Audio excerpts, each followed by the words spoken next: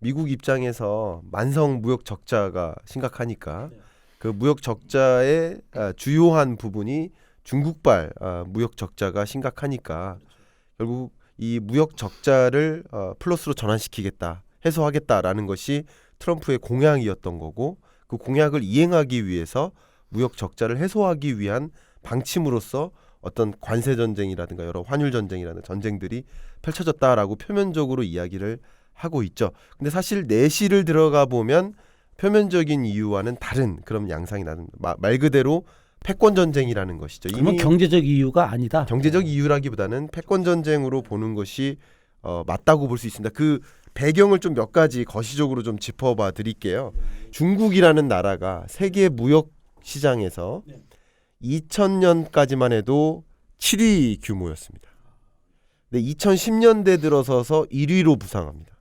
그렇죠. 미국을 앞질르는 거죠. 앞질렀죠 이미. 그리고 2019년, 20년 계속 중국이 1위를 고수합니다. 네, 맞습니다. 미국이 2위 자리에서 벗어나질 못하고 있죠. 네. 여기부터 한 가지 좀 걸림돌이 시작되는 거예요. 미국 입장에서 싫은 거예요.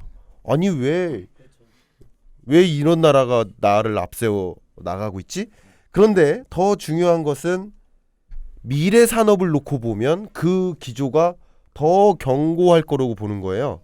대표적인 것이 특허 출원 건수인데요. 중국의 특허 출원 건수가 미국을 2011년부터 압도하기 시작합니다. 아, 중국이 벌써 그렇습니까? 예, 이미 압도합니다. 2016년 기준으로 중국이 134만 건, 미국이 61만 건. 야. 그냥 압도하기 시작합니다. 특허 출원 건수는 미래 산업을 조망해 볼 수 있는 근거가 되거든요. 그렇죠. 근데 미국의 주요 IT 기업들 시가총액 기준으로 네, 예. 1, 2, 3위가 애플, 알파벳, 마이크로소프트, 아마존, 페이스북, 가팜이라고 하죠. 이런 기업들과 중국의 IT 기업 시가총액 기준으로 텐센트, 알리바바, 바이두 여기까지 쫓아오는 거예요. 아. 이거 그냥 두면 안 되겠다 하면서 좀 밟아줘야 된다. 밟아줘야 된다 했는데 아. 실제 첫 번째 미국이 네. 관세를 부과했던 25% 관세를 부과했던 그 품목들을 쭉 들여다보면 100%다 첨단 산업에 부과를 합니다. 그러니까 이거는 패권 전쟁이다라고 그렇겠네요. 보는 거고요. 그 네. 계기 또 재밌는 계기 한 가지가 세계 스마트폰 시장 점유율 1위 기업이 삼성전자. 예, 삼성전자. 2위가 누굴까요? 2위가 애플. 애플로 생각을 하고 계세요. 아, 근데 화해입니까? 그게 2018년까지의 통계고요. 아. 2018년에 애플이 뒤집힙니다. 누구한테? 화웨이한테 뒤집혀요. 이런 것을 보면 미국이 가만히 있을 수가 없는 거예요. 그러니까 미중 무역 분쟁의 과정에서 화웨이를 공격하는 것들도 그 이유가 되는 거예요.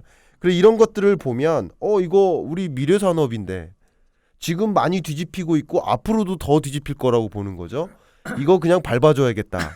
패권 전쟁이 시작됐다고 보는 경향이 굉장히 명확한 거죠. 화웨이의 주요 공급 부분, 뭐 반도체 공급 안 하겠다, 소프트웨어 공급 안 하겠다, 서비스 공급 안 하겠다 이렇게 발동을 건 것도 그 배경이 될 수 있겠죠.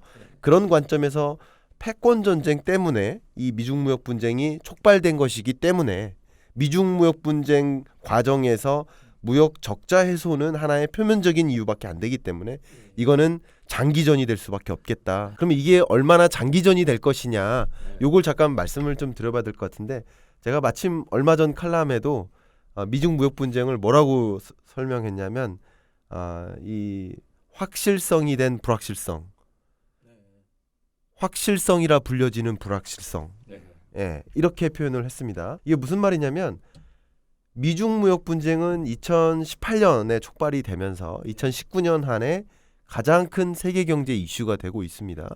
근데 이게 장기전이 되다 보니까 마치 공기의 중요성을 잊고 살듯이 미세먼지가 계속 많으면 미세먼지의 두려움이 뭐 그렇게 문제가 안 된 것처럼 익숙해지듯이 미중 무역 분쟁이라는 이슈가 더 이상 불확실성이라는 이슈가 아닌 게 돼버리는 거죠.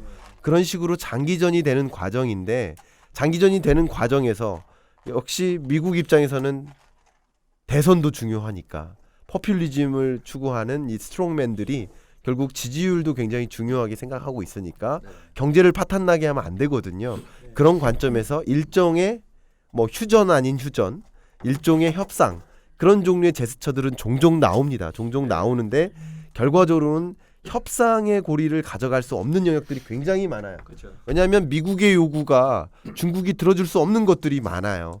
그렇기 때문에 협상을 하는 것처럼 일시적인 그런 템포 조절이 있긴 하지만 이게 장기화될 거라는 것은 명확하다는 거죠. 왜냐하면 이거는 패권 전쟁으로 보니까 협상에서 미국이 요구하는 것 그 자체가 중국 입장에서는 수용하기가 굉장히 어려운 것들이에요. 거기 지재권이 들어있죠. 지재권도 그렇고 뭐 산업 보조금 제도도 개편하라고 그러고 이런 것들이 중국 입장에서는 자존심 상하는 거죠. 결국은 이제 굴복해라 이거 아닙니까? 그래서 일종의 휴전 같은 느낌으로 가는 건데 굴복했으면 좋겠는데 굴복하지는 않을 거라는 거죠. 그런 관점에서 이제 휴전 또 격화, 휴전, 격화 이런 게 왔다 갔다 하면서 세계 증시나 뭐 유가나 아니면 뭐 달러화 가치나 이런 것들이 계속 급반등하면서 변동폭이 심해질 거라고 보는 것이죠.